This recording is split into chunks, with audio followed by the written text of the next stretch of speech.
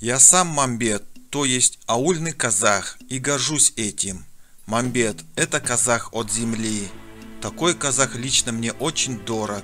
Но то, что казах от земли недолюбливает шалаказахов, крайне скверно.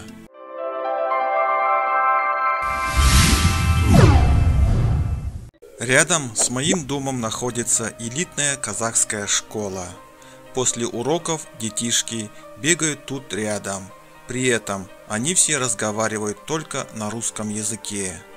Приезжают за ними родители, аталар, эжилер, и многие из них разговаривают с детьми только по-русски. Это меня угнетает. Вот смотрел я недавно казахстанский X-Factor. Казахи выходят и поют по-английски, по-русски.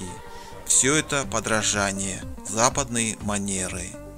Ничего национального нет, это стыдно. За рубежом они поют арии из опер, исполняют классическую музыку, изо всех сил пиликая на скрипках. Но этим никакого европейца не удивишь. Это ему не нужно. Ты лучше пой свои песни, вот тогда ты будешь интересен и будешь иметь авторитет. Они хотят кого-то перещеголять?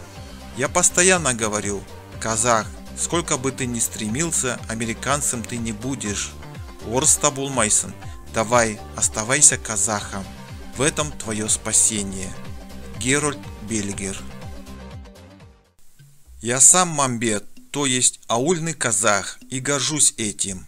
Мамбет – это казах от земли. Такой казах лично мне очень дорог. Но то, что казах от земли недолюбливает шалаказахов, крайне скверно. Почему-то о шала-евреях не говорят, хотя таких очень много. Об этом просто не принято говорить. Евреи и все. Они дорожат своим единством. Деление казахов приведет к большой трагедии. Герольд Бельгер.